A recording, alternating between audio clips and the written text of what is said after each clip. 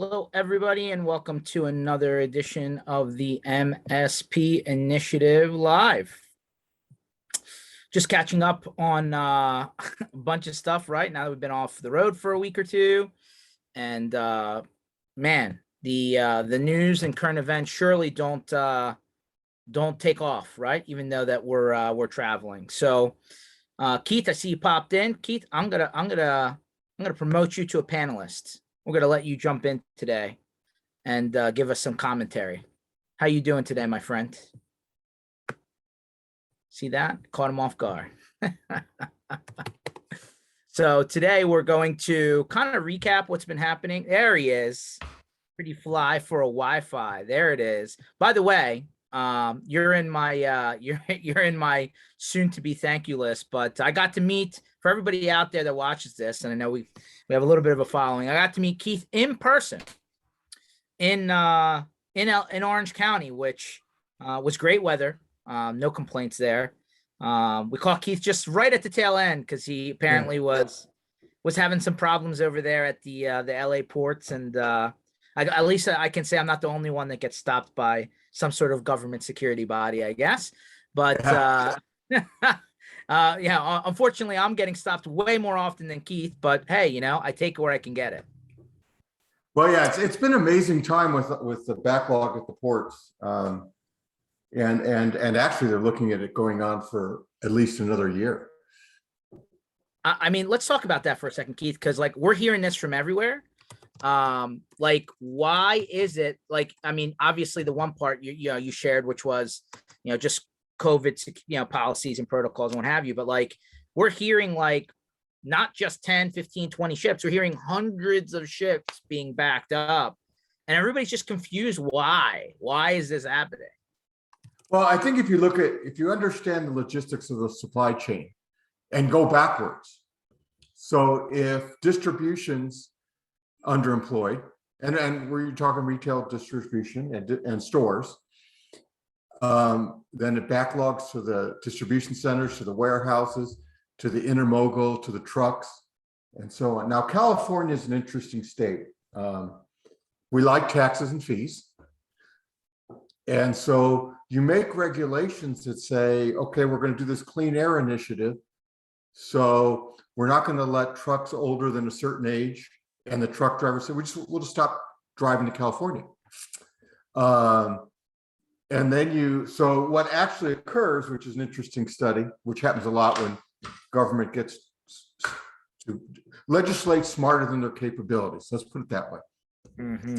So they cause longer lines at the pickups and longer idle times. And the estimate is they've backlogged commerce and they've increased pollution.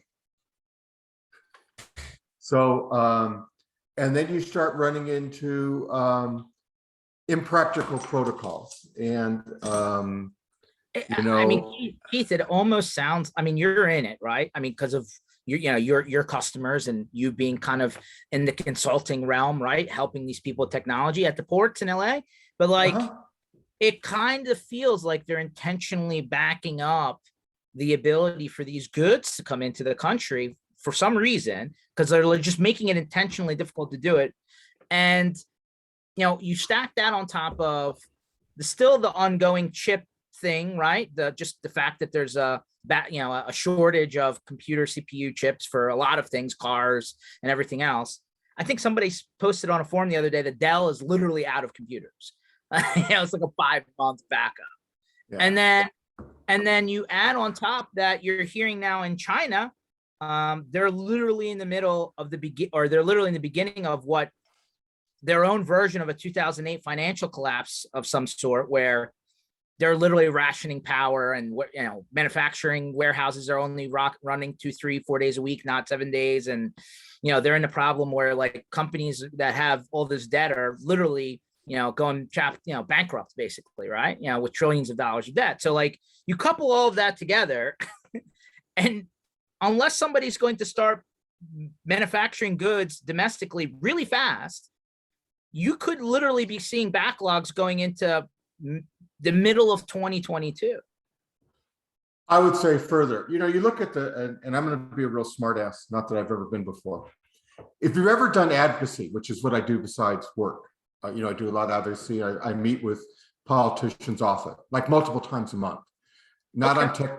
I was mostly for special needs, disabled, aged out youth, underprivileged. You were saying that, yeah. So as you do that and you walk away meeting these people, you no longer believe in conspiracy because you're amazed that they were smart enough to wake up and tie their shoes. They're literally not the cream of the crop. Someone asked me the other day, and I answered, they said, seriously, out of all had just got returned from a legislative trip and then conducted an ethics panel review. And I said, on this particular city council, there isn't one person I'd hire as an entry-level position. Wow. That's a statement. So I think that they're motivated by many things. One of them is power. And I'm not, and having an ego and being arrogant, I don't say that in a negative content. So let me just clarify. They have a lust for power. They have a lust for acknowledgement. And they have to pander for votes. And so they just happen to listen to whoever is the most vocal, which is not the majority. I dabble in on the fringe of politics. I'm an oversight and ethics panel review, and I look at it and I say, one thing I find that's prevalent is it's not the majority that speaks. So the majority, I look at it, and I'm a simpleton, I'm not a smart guy like you. The majority is the guy gets up, goes to work, pays bills, cooks dinner, has no idea really what a city council's doing until it's too late, really doesn't understand what's the economic difference between, let's say, a Trump administration and a Biden administration. Now, people are going to argue back and forth who you prefer, and that's not the point of that. But they just don't understand the difference in the policy, in economic policy, until it's too late, until he goes out to his car and says, $6 a gallon. Which, by the way, as I started on my way from Phoenix to San Diego, and then started going up through California, it just got more expensive, more expensive, more expensive. And I finally got to that $5.09 a gallon for regular on my way out of California. I just couldn't. We joked about it. We're like, oh, there'll be a $5 soon enough. Just wait. And it actually happened on our travels. And then I guess, now so. It's up high with the oil spill. And immediately they come up and say, our senator proposed legislation to completely ban offshore drilling. So now we're not going to drill offshore, which, by the way, I'm not a huge, I think, but we closed the pipeline. We're closing onshore drilling. And don't forget, there was a cyber attack on the pipeline that was running. Yeah. And so immediately gas jumped 35 cents in one day. Wow. Because it's a commodity and that's a speculative market. Now, will all those things occur? I don't know, but that's how the market reacts. Yeah. So, and you look at gas and you say, as you bring up that's horribly regressive. So, how do I say this nicely? I own a business. I can charge my gas to the business, and that gets passed on in charges to my customer. So ultimately, the guy who can maybe afford to pay a little more in gas isn't affected.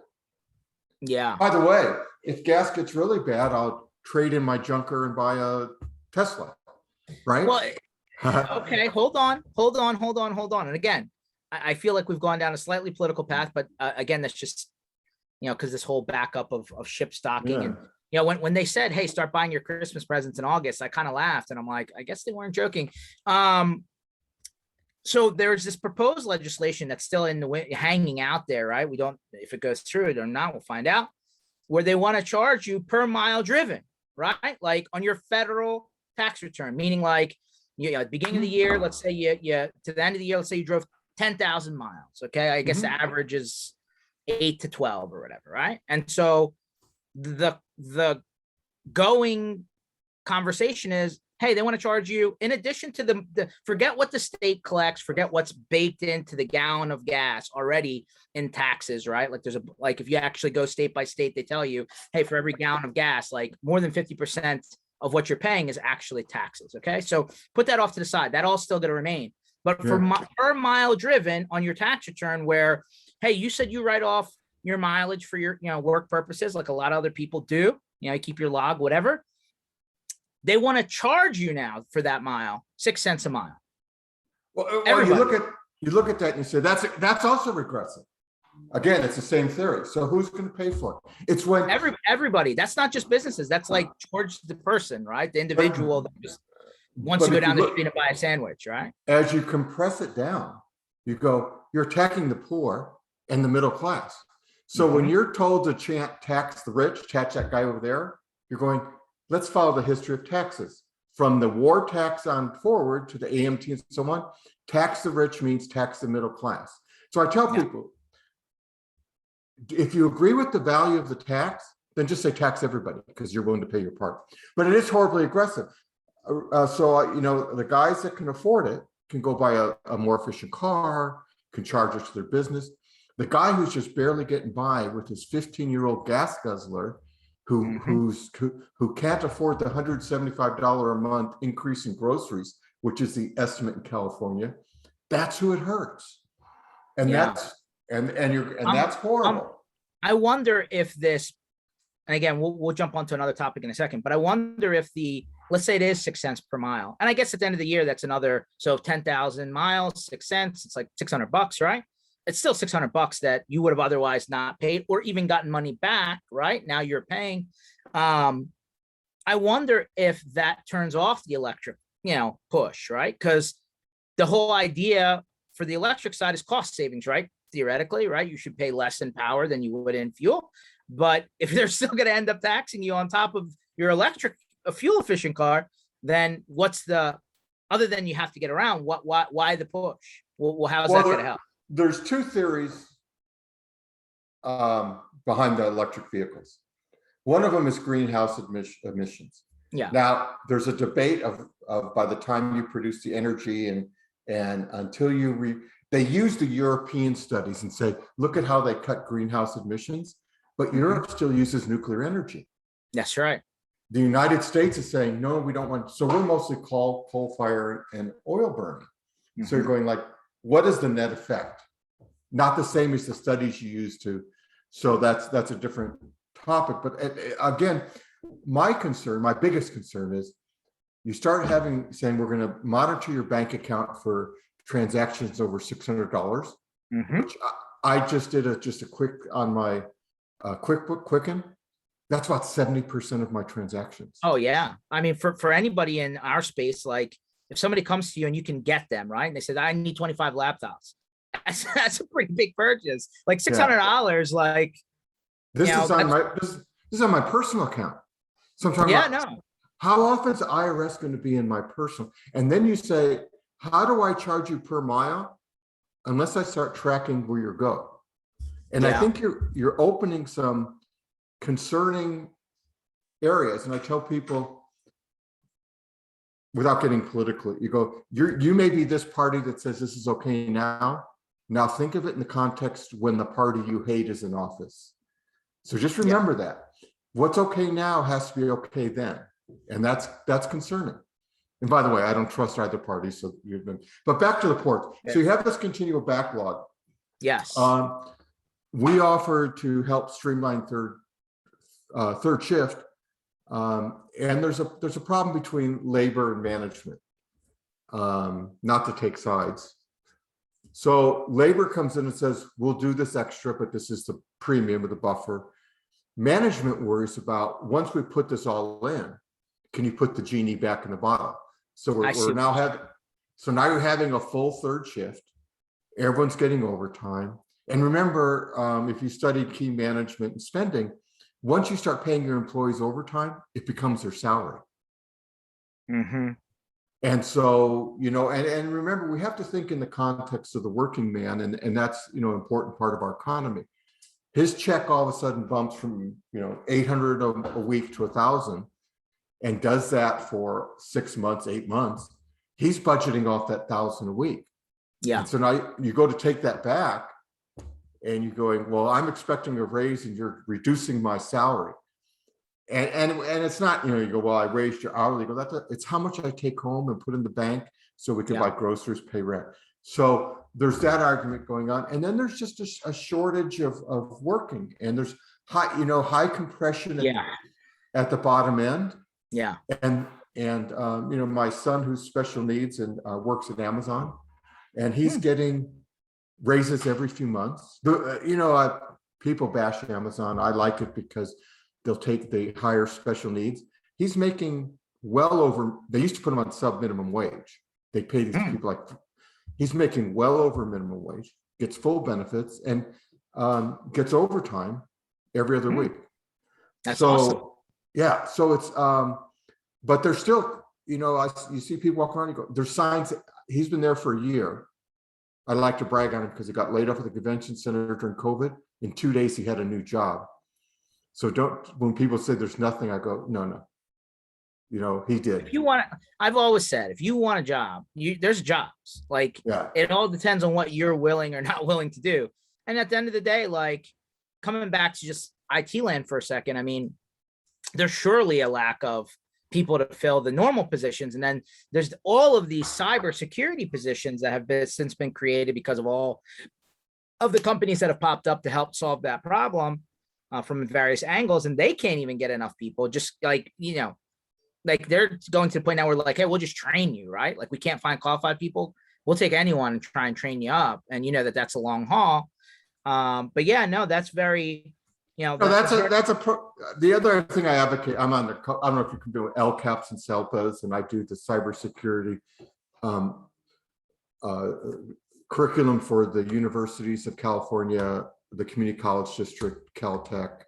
So we look at that, and one of the big arguments I keep arguing with is this problem with academia. Number one, kids could graduate from high school with computer certifications. Yes. Easy. In fact, when my kids were in junior high, I put a network in with Infotech and Microsoft at the junior high. The district wouldn't allow them to take the MCSE or the CCIE classes. So you're going, well, the end of the world, and sounds horrible for a guy with degrees, the end of the world is not degrees. I agree. The end of the world is knowledge to perform a job or task you want. And that's desire. So we have to look back at academia, which has become politicized, and say, quit talking about just going to college. And by the way, when you talk about free education, look at those models. When you look at the Slavic countries, it's free, it's subsidized, there's nothing free, subsidized education in what we tested you as your proficiency and started prepping you in high school for. So I did a presentation at Cal State San Bernardino with a then state senator who later rose to higher office, and she was advocating free education. So I said to the group, I said, how many of you have changed your degree? And over half of them raised your hand. And I said, your e-ticket's over, goodbye. And they go, what? And I go, you didn't study the whole part of those models. You get freedom of choice, you give something up. Well, and I think it's the fact, it's that we don't present really good guidance. You sit there and say, let's introduce them to careers and let's put them on the career path earlier. The next thing is we have this compression in college. I don't know if you have kids in college. No. So they're in the final 2 years, there's classes that aren't available. So school's too expensive. It's not student loans, it's how much you finance, if you want to know the problem. Academia is too expensive. And then they start saying, well, you're a junior and you need these classes next year to graduate and get your degree, but these aren't available. So you give up being a student, so you take these that are meaningless towards your degree because you don't want to lose your student loans and the whole process you're going. So they need to have better allocation of resources and stop teaching social and teach technical and teach appropriate business skills. Yeah. And so I think that's an important part. The part about interning and training from someone that has no background that's high cost for an employer. And I think that's just something we have to be concerned about. A guy jumps in. I've had people call, I want to work for your company. I want to do cybersecurity. And we start them on the basic stuff. They go, oh, that's not what I want. I want to be the guy at the top. And so that makes, that's just a costly venture. Not that it's not valuable, but you have to price that in. Yeah, no, I mean, listen, my wife works in higher education. She has since she graduated. She actually works for the college she graduated from, which is great, university. So we are at totally different ends of the spectrum. But we sometimes go back and forth in this.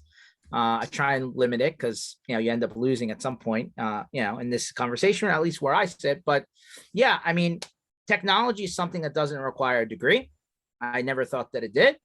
And and the way that they do teach technology in university is not hands-on, it's more textbook. And I feel that grossly puts people at a disadvantage for when they come out, right? Because if you took somebody who went to hopefully a 4-year program and actually graduated in the 4 years, because now 4 years is really 5 years, but let's say they graduated in the 4 years, had somebody actually run that 4 years and real world knowledge, I believe this person is ahead of this person in actual skills. And I don't know if this person ever catches up. I think that if that person keeps the pedal down, they'll always be ahead. Now, of course, that doesn't necessarily happen, right? There is a plateau, but I feel like the practical knowledge always trumps the textbook knowledge. And I just don't understand at the price point that these programs are costing. Obviously, different in your state if they're not paying anything at all, but let's say they are. Why aren't they switching to a more hands-on approach where they are learning the practical skills that come along with what they're trying to teach? And I just don't see it. I see the opposite. I see they're still following the old school blueprint, and I don't know why. First of all, there's a social aspect, and then again, I know it's your show. We don't want to get too political, but there's a social aspect. You look at the legislation that passed in California. I just had one assemblyman said, I'll, and this is how it's done. It's Monty Hall. I'll back what you're proposing on special needs legislation. Will you stand up for ethnic studies? And I said, no. He said, what? And I said, first of all, I'm not going to put more on the plate of teachers who are failing at their core competency. And if you look at California, we dropped from top 10 to number 2 to the bottom. Wow. In 20 years in education. And you're saying, let's do what we need to do. And let's focus on our core competency and then let's look at direction and more technical. We took all the shop classes out of California schools. There's something wrong with being a machinist. My brother that I helped raise is a that's regardless of education. He has no college degree, and he's wildly successful. Owns an aerospace company because he spent time in shops. That's what's his forte. And you know what? Had it not been for shop, he would not have stayed in school. There was nothing else that interested him at all. And listen, like my father was in a carpenters union. He was a cabinet maker. So he worked, he's worked with wood and built stuff all the time, which I thought was cool. But it was a tough job. You're on your feet all day long, and some people are built for that versus sitting behind computer screens like we do. But it's an art almost, right? And I think it's less and less people learning those skills. We joke all the time, right? Soon the plumber is going to be a very well-paid guy. I bet you he is already, because so many people, like, there's just not enough of them for the work that needs to be done, kind of thing. Let's flip for a second. By the way, I just want to make one more comment on degrees and technology, which I think are overrated. I was just in a group where they're talking about all this proposed legislation going on. Okay. And I think this is a great thing for MSPs, and some will be insulted when I say this. We do some forensic audits. And now we're getting asked to do these before there's an incident. About over 85% of the networks we audited, I'd say the techniques used should have limited the guy to a cell phone tech. They're doing, so basic things are wrong. I mean, I saw, and I talked to this in another group that specializes in security, and their auditor said the same thing. firewalls with no one even logging in to check syslog. They've been under attack for months and no. So anyway, with that said, with the and we don't want it to go to legislation. So I was just up in Sacramento discussing this. We're competing against companies with big money that want our space. Yeah. They're selling legislation is, what is an MSP? Oh, a term we made up. What's an MSSP? These are all marketing terms. So they're going, so not that there's value, but in their eyes, they're saying, well, we need to make sure people have degrees or they get licensed and certified through the state, like a state contractor's license or a DRE. That ends the ability for you and I to hang a shingle and start a business. So I just say to fellow MSPs, watch the implied or the material representations you're making. In the last one, I was asked a professional witness on, the contract was good. The website said, let us manage your security and don't worry. In California, there's laws, and there may be in other states called unscrupulous advantage. And we've talked about that before, where it's not, you're supposed to be the expert, I'm done. So when you tell me I put in my fairy dust on your network and you're secure, I go, okay. So you sell me good, better, best, and I walk over there, I'll just take good because it's cheaper. Yeah. Okay. Let me backtrack for a second. Okay. So on this topic, and again, we've had Brad Gross on, and I plan to have him on again soon because you just always a wealth of knowledge coming from a legal person that understands technology. And by the way, there's not a lot of people that do both well. Okay. So that being said, like, yeah, the marketing, like Brad always say, don't say something, like you are there to assist them to try and accomplish a goal.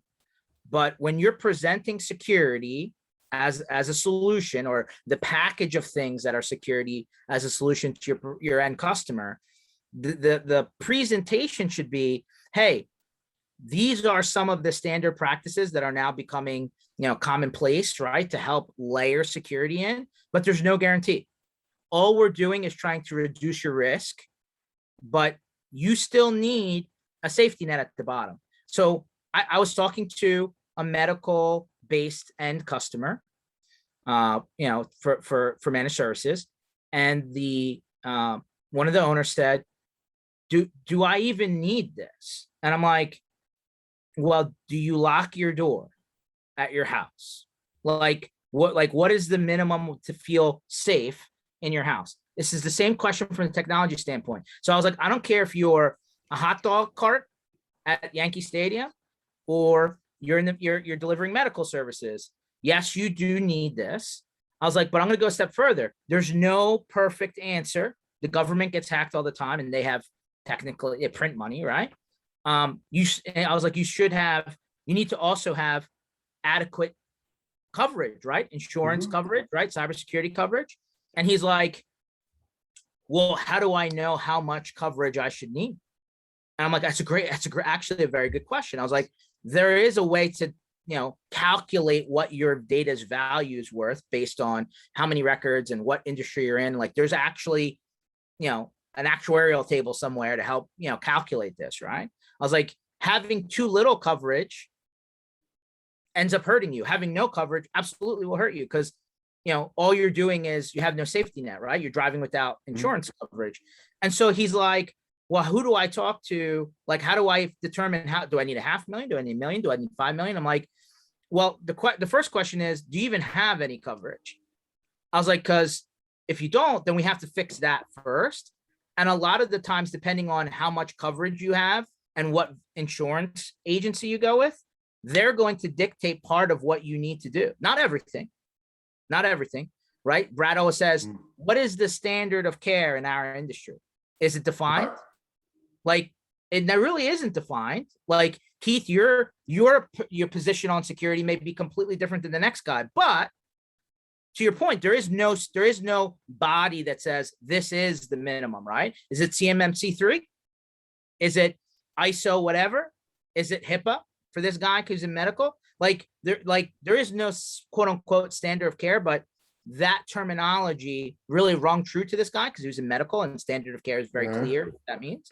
So I was just like, hey man, listen, you've asked the question, what should, organizations my size have? And I said, I don't like you being in medical versus not doesn't really make a difference from where I stand. I think everybody needs to have this checked and covered because three things are going to happen, right? One, you're going to have a security event, and one way or another, you're going to have to notify people because there's a security event, and you're going to have to remediate it.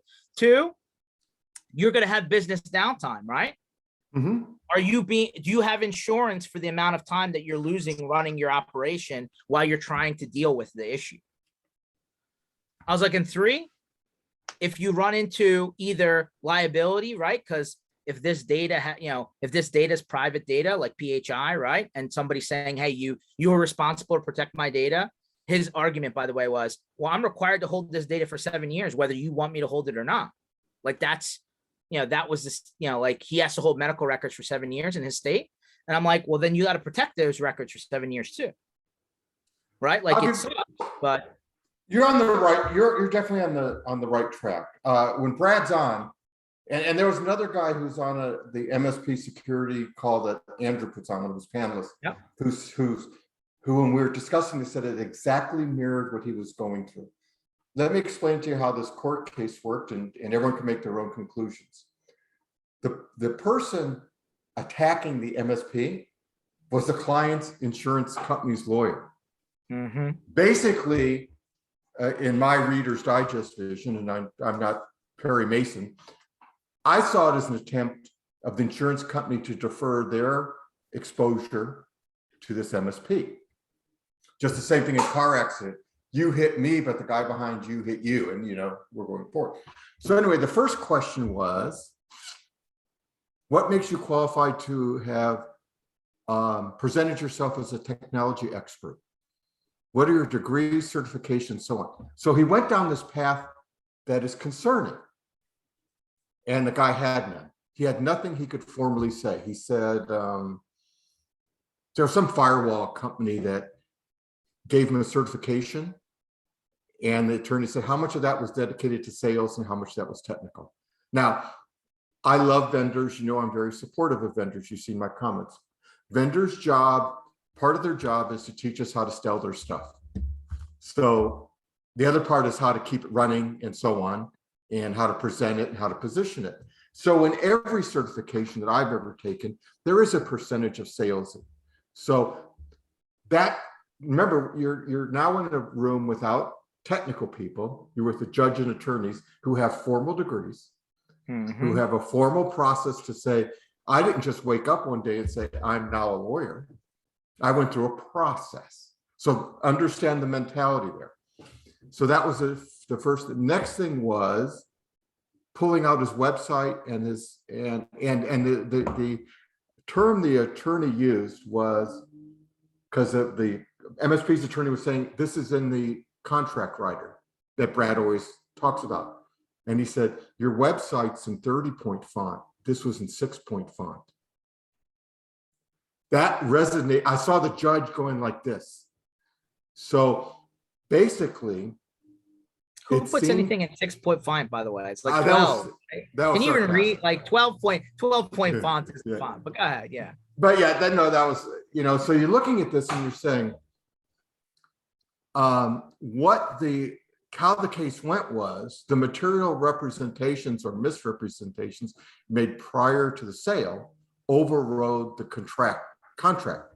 That'd be a very interesting question for Brad. But usually, like if you have a lawyer worth your weight, like a Brad, for example, he'll put anything that was discussed before this agreement was signed is moot.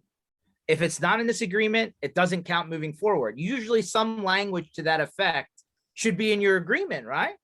I could say from seeing the contract that was in, because they handed it to me. I don't want to name. It was downloaded from a template. A template from one of the big MSP peer group, whatever you call us. Yeah. Just call it. It could be LegalZoom for all I care, right? I mean, yeah, but this was just something downloaded, And what was so bad about it was, you know where the underlines are left to fill it in? He left it blank. He left it, no, he didn't, like, it was obvious it was fill in the blank. And so, you know, you Okay. make a contract look better, you take out the underline and put in the name. Yeah. He left all And of the lines in. yeah, so he left all the lines in. So it was obvious that this was a fill in the blank. Yeah. So, and that's why I said this would be a great question for Brad, where he may say, templates will get you into this problem, but my writer, and then I'd like to hear him, because I'm not an attorney, say specifically my writer addresses this here. And I think that'd be very educational for the community. Oh yeah, I'll definitely. Yeah. But number one, Brad's like, you know, form contracts never going to work. It has to be customized for everybody because your local situations may be different, and you can't just take a contract and hope that it's going to cover everybody's, you know, broadly enough. He says that all the time. Number two, yeah, that's it's a shame, right? Like whoever puts out those, you know, templates to review, I'm sure there's some, hey, you should contact an attorney to review this and make sure it works for you, right? I would hope that disclaimer is put out there. But you and I, Keith, know that this happens all the time. Hey, can you send me a copy of what you're using? And they just Yeah, and I think I like to be more realistic. The average guy starting out, and I follow these boards, you know, I'm a one-man shop, you know, and that's great. I encourage that. You know, let's do that. However, can that guy afford an attorney at that point in his life? So I almost, you know, you wonder, you say, I don't know the answer to that. I'll give you the next example. We can move on. So I'm sitting with the state legislator who's a majority leader, and we're talking about this issue, and it's someone I know very well. I was on her campaign committee, and she sees a flyer that I printed up about an upcoming event, an MSP event.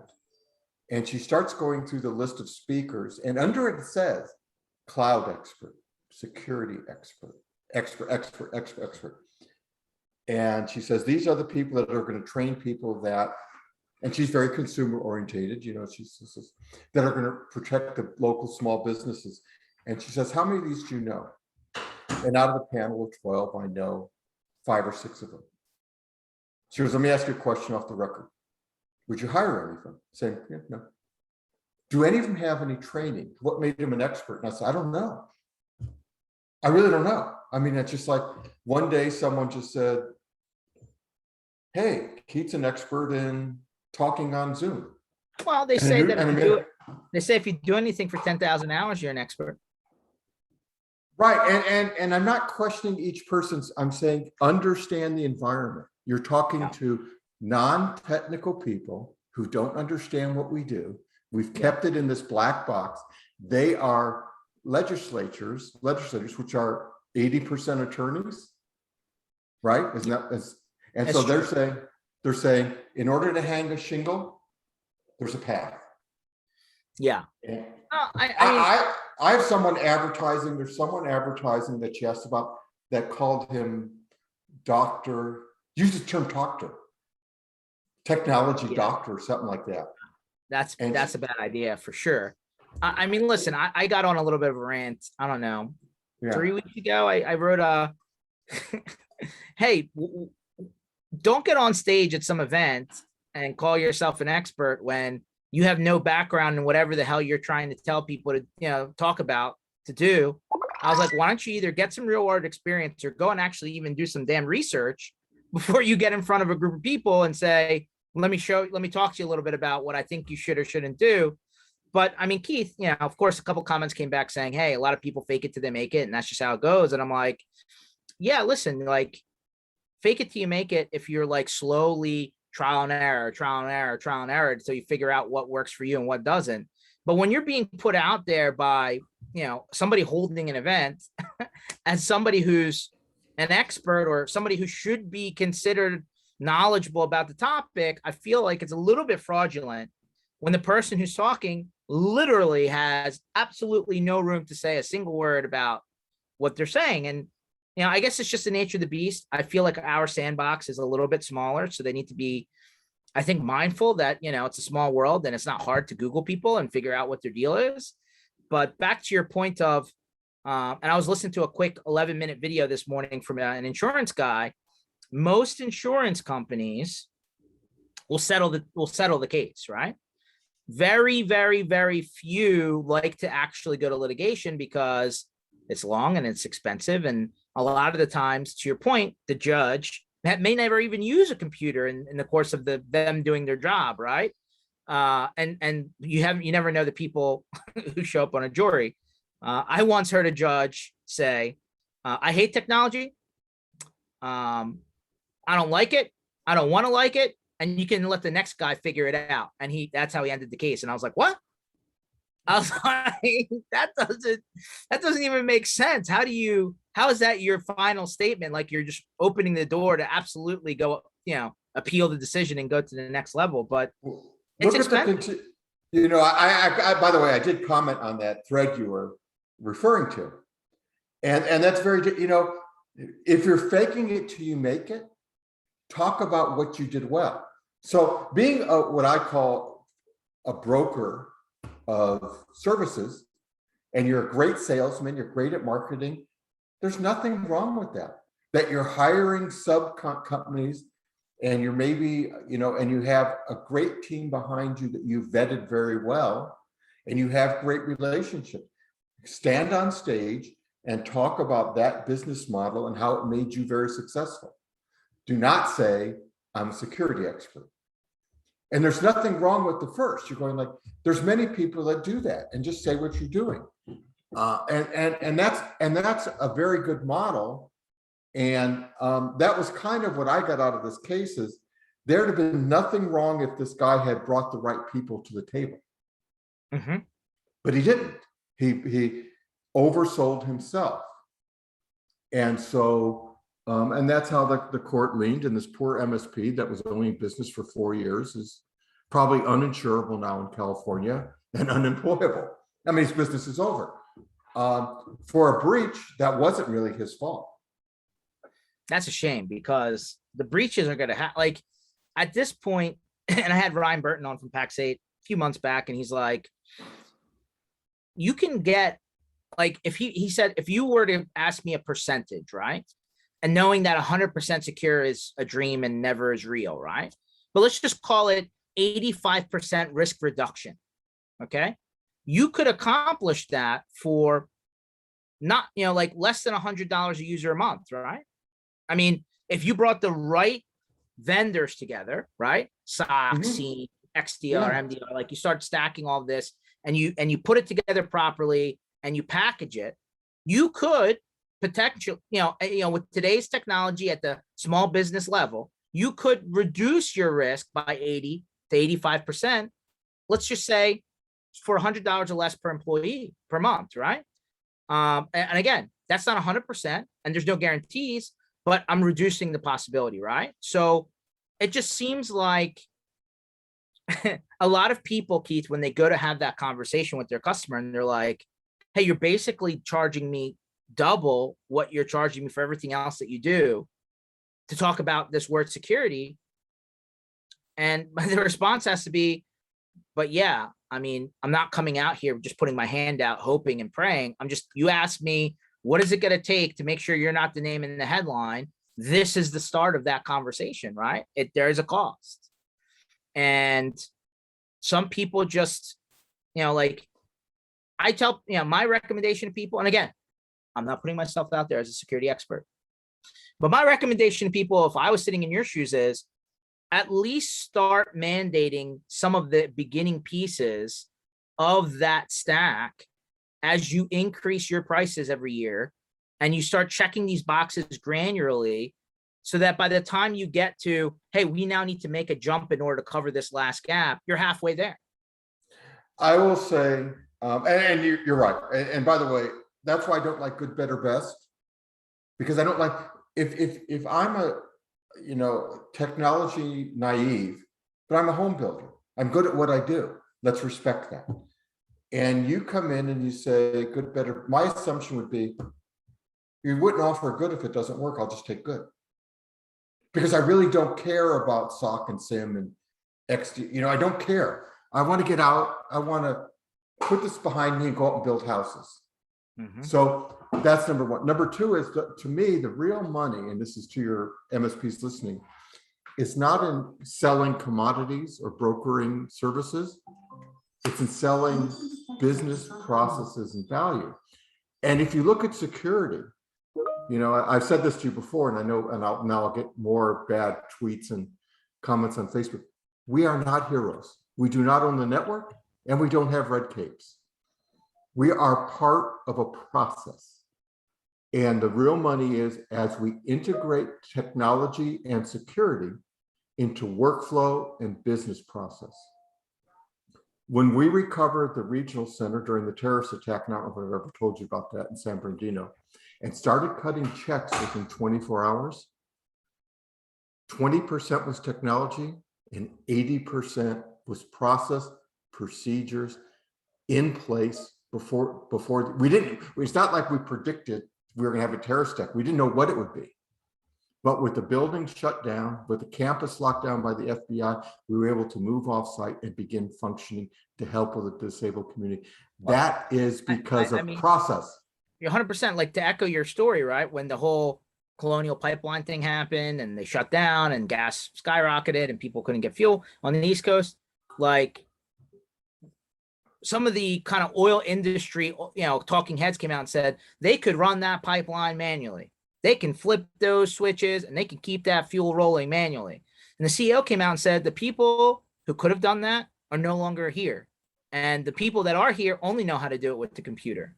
And so, you know, while you could be right, while it could have technically been done manually, we don't have the people who have the expertise to do it without the computer on.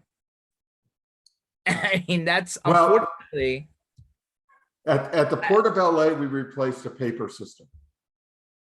And that's what it was, you know. And so our one of the failovers is that paper system, which everyone's going to hate because it's automated now. However, as dispatchers cycle, remember, in that environment, dispatchers are replaced by election every 2 years. So every couple of years, we're having to train people on a process that was in place. We implemented in '99, so 20 plus years ago. So it's called documentation and process and procedures. And by the way, that is a value add that makes you pretty sticky with your customers.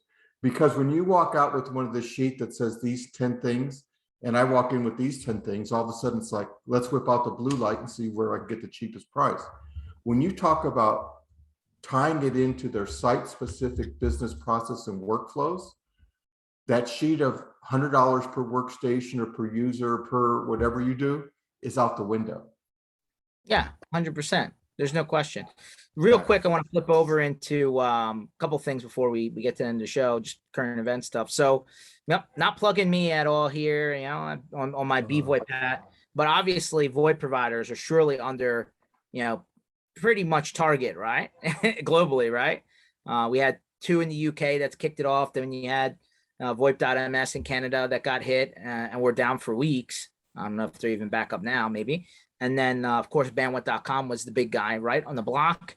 And then, you know, they just seem to be kind of going right down the line. So with this DDoS, which is kind of an old style of attack, but still very viable when you have, you know, a million computers, you know, compromised in a botnet, you know, just sending what could be as simple as a ping request, but from millions of computers simultaneously, you literally cap out the resources that are, you know, literally the pipes going into the data center, right? Kind of thing. So obviously this is, you know, the VoIP's obviously top of mind just because we've just seen it, right? You know, and obviously bandwidth was one of the, you know, I was talking to a guy last night at 9 my time, and he said, okay, so bandwidth has 40% of the VoIP DIDs in the US and Canada. I said, yup. He's like, well, where's the other 60%? Like, if I were to have multiple vendors, who else is part of? I was like, you got to not like my answer, but like 5 companies own 90% of the traffic, and like the rest of them fit into the last 10. You know, like 1,000 companies fit into the last 10, and 5 companies have the 90%. So, unfortunately, if you target those 5, you have very little room, you know, to really go anywhere, kind of thing. So, you know, it was an interesting conversation. Then, of course, a lot of people are like, oh, look, this thing came out from Cloudflare, right? Cloudflare came out and said, hey, this is how we're helping. I think bandwidth obviously had a certain amount of capacity for DDoS protection, and then like they realized they didn't have enough, and like Cloudflare is like covering the gap kind of thing. So they came out and planted their flag and said, hey, if you have VoIP and you don't have protection, call us. I mean, but it wasn't even a VoIP specific thing. Like if you had 30, and I don't know if this is exact number, I've been told this secondhand, 30 terabytes per second. That was the amount of traffic being hit at some of these data centers. And 30 terabits per second is not small.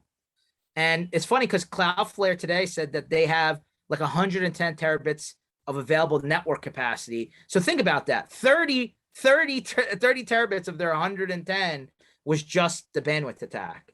So it's a couple of things I heard, and you're deeper in the void. Was number one was the security was not as high as it maybe should have been or could have been in hindsight. And we're all great Monday morning. I just don't think they suspected that it would ever be as high.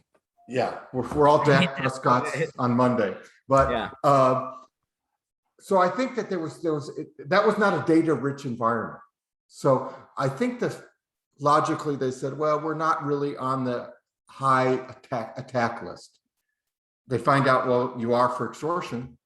So it's a learning event. So you can't, I don't want to point fingers, it's a learning event. I think that the underlying VoIP providers now say we need to, and we need to figure out a better way to secure the system. Back to the customer side, and you bring up a great point.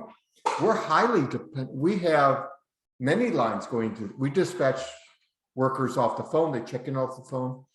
The fact that we were able to, that we have planned, discussed manual procedures, because it wasn't like I could fail the phones over to something else.